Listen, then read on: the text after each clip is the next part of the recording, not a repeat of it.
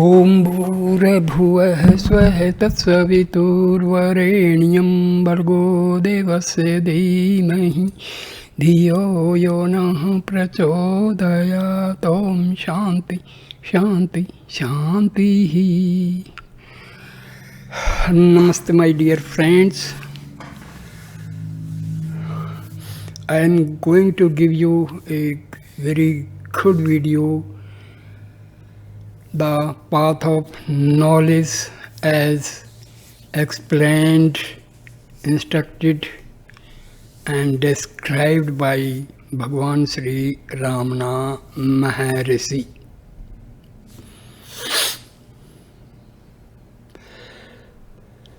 Jnana or knowledge, according to Advaita, is the sole direct means to liberation.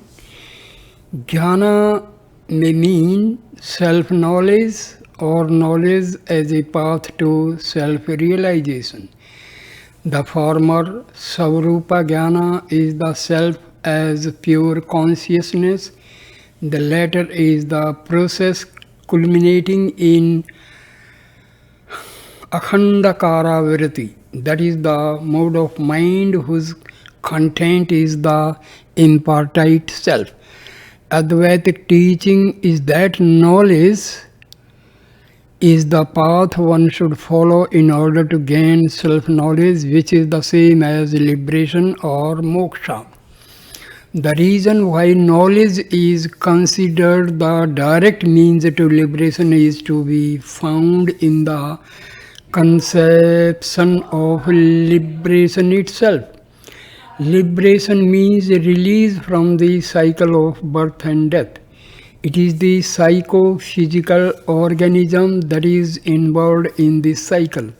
However, there is no real involvement because the psycho-physical organism and the world in which it is apparently involved are only projections of nescience, avidya, and not real entities. Again, due to nescience, the self is wrongly identified with the psycho-physical organism and is thought to be born and to die. This is the metaphysical error that is at the root of all evil. The confusion between the self and the not self and the erroneous mingling of their characteristics constitute nescience, that is avidya, ignorance. Each earlier appearance in the world of the apparent self is the cause of the next subsequent appearance. That in this sense, ignorance is said to be beginningless.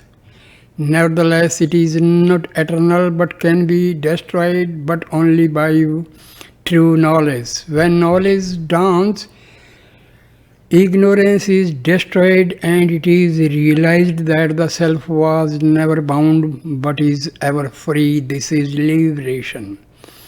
Action cannot affect liberation because action is not opposed to bondage and to its cause, ignorance, avidya. When one says this, one does not mean by action simple movement of the body but movement with a sense of agency. I act in this sense implies that identification of the self with the ego as agent. It is this conceit of agency that constitutes the spring of action.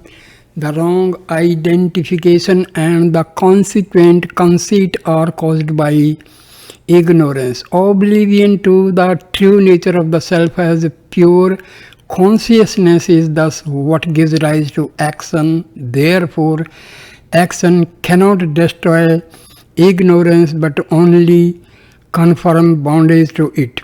Action is said to produce any of four results: origination, that is uttapatti, attainment, prapatti, modification, Vikara, and purification, sanskara. Action of various kinds is required for, say, producing a pot out of clay, origination, arriving at a destination, attainment, making curds out of milk, modification, and cleaning a dusty mirror, purification. Liberation, which is the eternal nature of the self, belongs to none of these four categories. It is all pervading, being non dual, so not to be attained. It is uncompounded, being infinite, so not to be modified. It is blemishless, being of the soul, constituency of consciousness, so not to be purified. Therefore, action can do nothing to occasion liberation. In fact, liberation is not to be occasioned at all. It is true that liberation is said to be attained when ignorance, avidya, is destroyed by knowledge. But the terms attainment and destruction have to be understood here in a figurative sense. There are two kinds of attainment and two of destruction. Attainment of the unattained and apparent attainment of the already attained, destruction of the undestroyed and apparent destruction of the non-existent.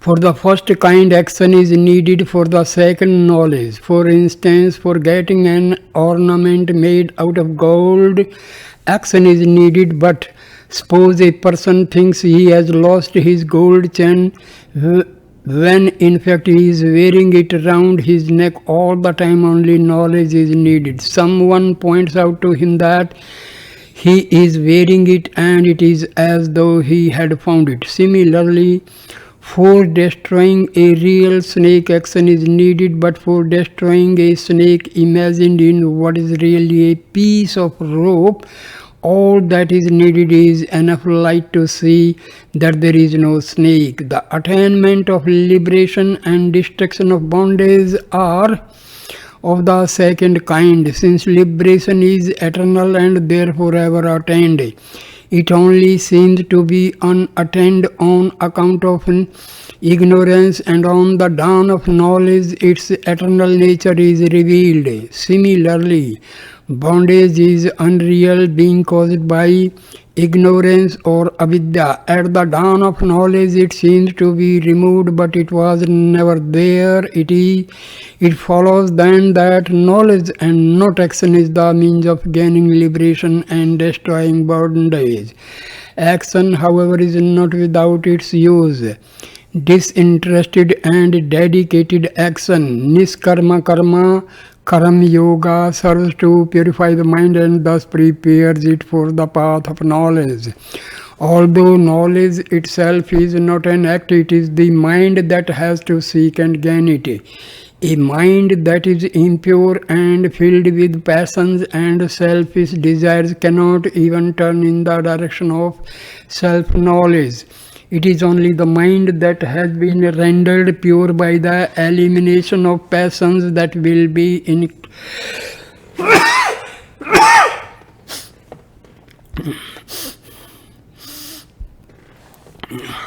It is only the mind that has been rendered pure by elimination of passions that will be inclined to pursue the path of knowledge. The discipline by which the passions may be eliminated is the performance of one's duties without caring for rewards. Craving for possessions and thirst for sense enjoyments are what defile the mind and make it unfit for higher pursuits. Therefore, the mind must first, as a preliminary, be freed from defilements, and this can be done through action not motivated by finite ends. Bhakti Yoga, the path of devotion, and Raja Yoga, the path of mind control, can also find a place in the Advaitic scheme as subordinates to the path of knowledge. Their purpose is to make the mind one-pointed and inward turned.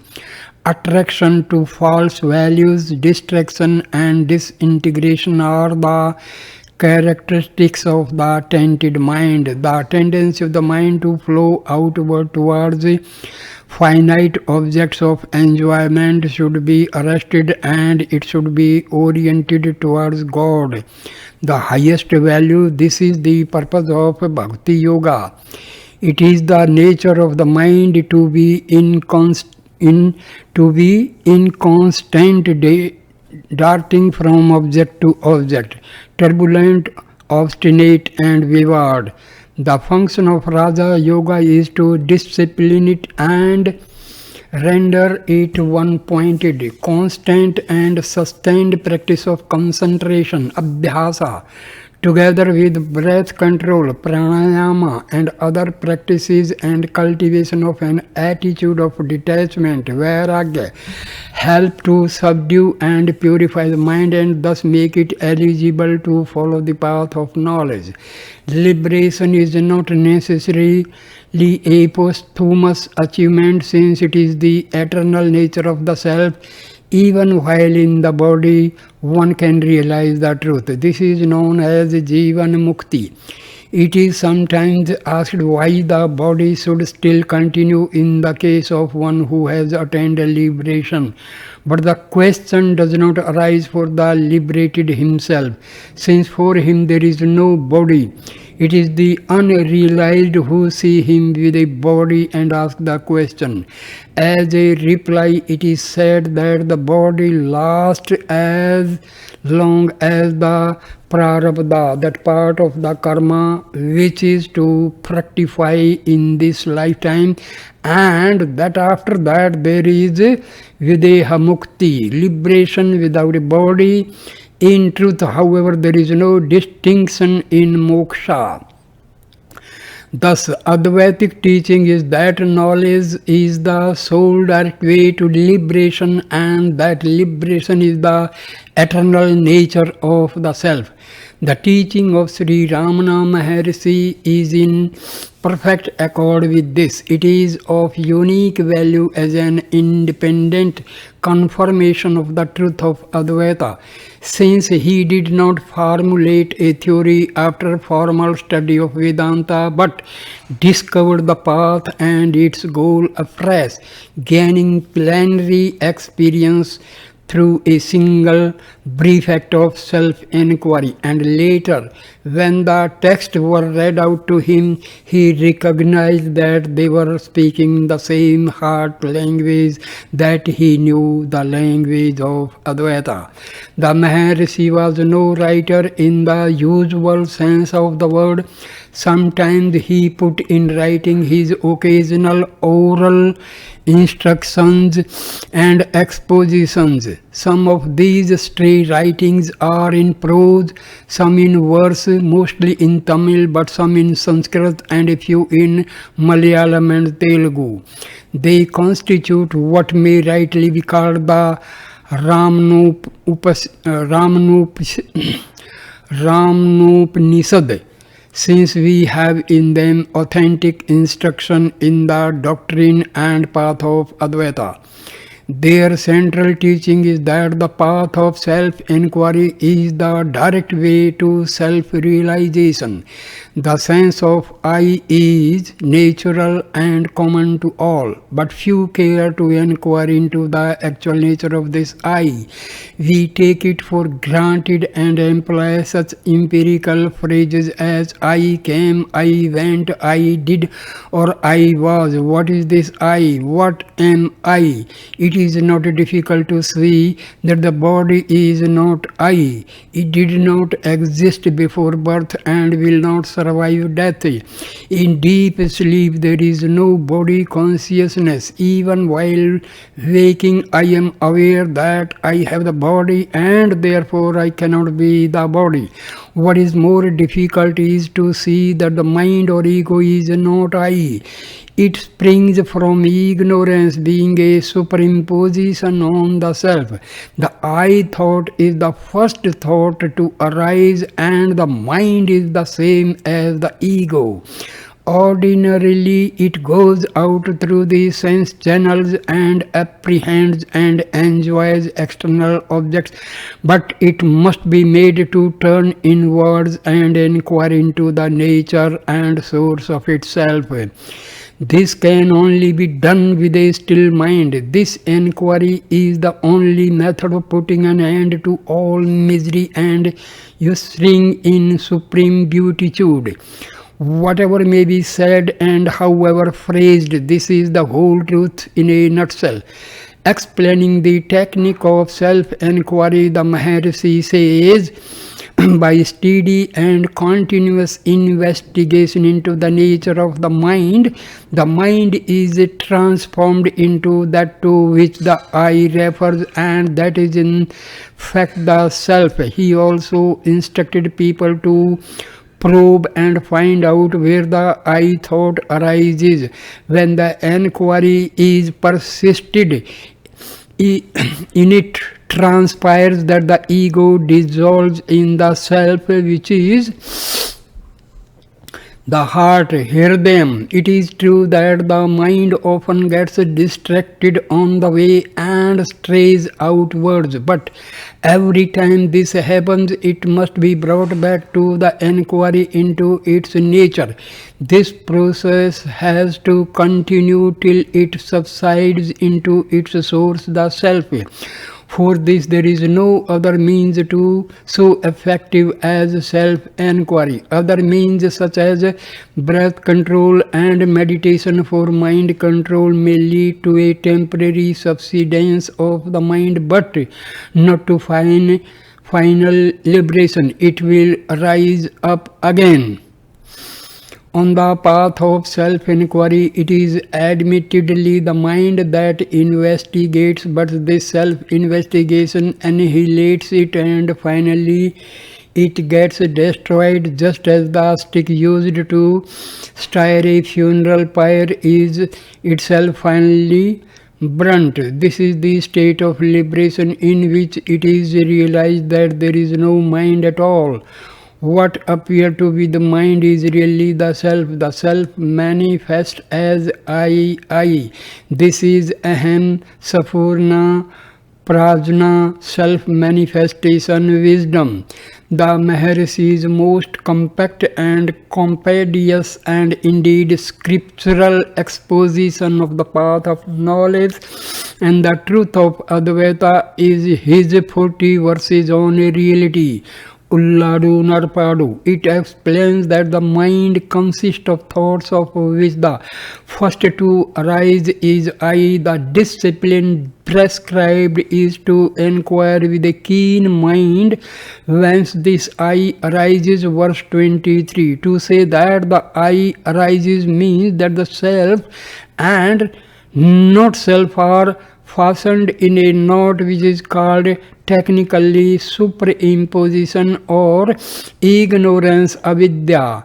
Bondage, soul, subtle body, egoity, transmigration, mind, all mean the same. They are the I thought or ego functioning in various ways. So long as it dwells in the body, it acts, experiences and enjoys.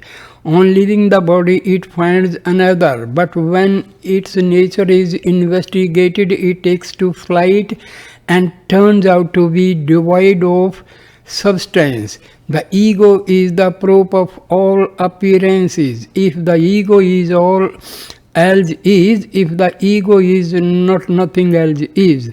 The ego is also. When the ego is investigated and its unreality perceived, all phenomena are given up. This was stanza 26. When through inquiry the state where the ego does not rise up is reached, there is the non-dual self. When the ego is lost, the self is gained. Stanza 27. One should dive into oneself with senses and mind controlled and find the place whence the I rises in order to recover the self. As one would dive into water to get back some precious jewel that had fallen into it. This is stanza 28. Verbal repetition of the word I is not the enquiry nor is meditation. I am not this, I am that. This may help, but the actual inquiry is the direct path. It is to be done with the mind turned inwards. Through the inquiry, the mind reaches the heart, which is only another name for the self, and there the pseudo I sinks crestfallen, and real I, the self, shines of its own accord. This real I is not an object to be seen or realized, it is the plenary reality. This is verse 30. The destruction of the ego through self-inquiry and the gaining of self-awareness is the only achievement. There is nothing else to be accomplished. Pure self-awareness is perfection. Stanza 31. This is the realization that one always is and was the self, and there is no other reality. Stanza 32. It is useless to indulge in metaphysical speculation about reality. Does anything exist or not? Has reality form or is it formless? Is it one, two, or neither? These are questions engendered by ignorance. Stanza 34. Similarly, philosophical questions about time and space, the world and God, free will and predestination are powerless to lead us out of our state of ignorance. When such questions occur, the inquirer should turn to the basic question: to whom do they occur? One must question the questioner. When the questioner is known, there will be no questions left to ask or answer. To seek the eternally achieved self and abide in it is the true achievement. Delusion and the misery born of it disappear once one is established in the natural state of the self. The self is not something to be newly realized. In fact, the very expression realization is inapt, for the real does not need to be realized. The term realization has to be understood in a figurative sense only. The truth is that there is no plurality at all from the standpoint of absolute. There is neither bondage nor release. There is no one bound and no one to be released. All that is the non-real, non-dual self. This is the theme of Ulladunarpadu, a tremendous poem proclaiming the ultimate reality and the path to its realization.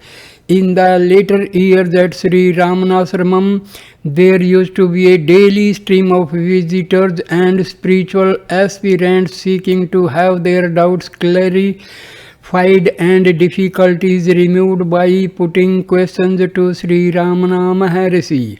Some of the talks that ensued were recorded by competent resident devotees.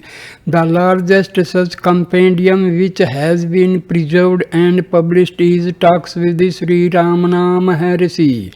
Questions about the path and the goal come up constantly, and the master's answers are always from the standpoint of Advaita experience.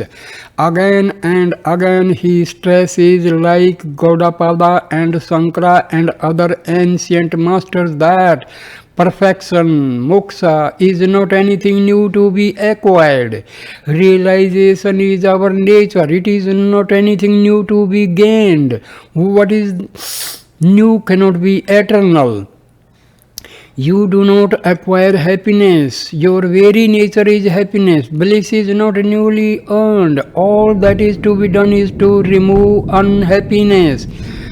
Ajnana, ignorance is the cause of bondage, and ajnana is unreal. The world of duality is an illusory projection of ajnana. When the unreality of ajnana is realized, the eternal jnana, knowledge, signs of itself to know that there never was ignorance is the goal of all spiritual teachings. Ignorance must be of one who is aware. Awareness is jnana, and jnana is eternal and natural. So ajnana is unnatural and unreal. A mental sport to self-inquiry, though it cannot be the inquiry itself, is to analyze the three states of experience: waking, dream, and deep sleep. This is also referred to in the Mandukya Upanishad and by Gaudapada in his Karika. The Maharishi explains that there is no real difference between the waking and dream states, and that both are unreal from the standpoint of the Absolute. The state of deep sleep shows that I and the world are not real in the sense of permanent, since they appear only in the waking and dream states. How does sleep differ from the other two states? In sleep there are no thoughts, whereas in the other two states there are. Therefore, thoughts must be the origin of I and the world. What are they? They cannot be natural in the sense of permanent, or they could not appear at one moment and disappear at another. Where do they come from? They must be admitted to have an ever-present and invariable source. It must be the eternal state, that from which all beings come forth, that in which they remain, and that in which they resolve. The accepted rule is that which is constant in variable things is real, that which is inconstant is unreal. I and the world are inconstant. The self alone is constant. In the waking and dream states, our bodies attach themselves to us and we are afflicted by the I am the body idea. Because the body exists, you say that it was born and will die, and then you transfer the idea to the self, saying that you are born and will die. In fact, you remain without the body in sleep, but now you remain with it. The self can remain without the body, but the body cannot exist apart from the self. And I am the body thought is ignorance. That the body does not exist apart from the self is knowledge. So long as there is the sense of separation, there will be afflicting thoughts. If the original source is regained and the sense of separation put an end to, there is peace. So this is the path of knowledge, and it was very elaborately, lucidly explained and described by Bhagwan Sri Ramana Maharishi. We must try to understand each and every term in its subtle form. Some people, they just apparently listen and make their own meaning and suffer. Just go deeply, try to find the actual meaning of each and every description and explanation revealed by Bhagwan Sri Ramana Maharishi. Unless we understand the meaning of each and every term in a very, very subtle way, we cannot achieve our aim. What is our aim? We want happiness, we want bliss, we want peace. How it can be achieved? It can be achieved by self-realization. So, To achieve the goal, to be happy, to be full of bliss, we must try to understand the meaning. We must understand the basic process of self-inquiry. So it is always better to contemplate, sit, and try to understand the meaning, and then you can proceed. Until and unless the actual terms are understood, we will not be able to achieve our aim. So thank you, my dear friends, for listening this wonderful video with patience. Please like, comment and share the video and subscribe the channel. Thanks a lot. Namaskar. Namaste, my dear friends.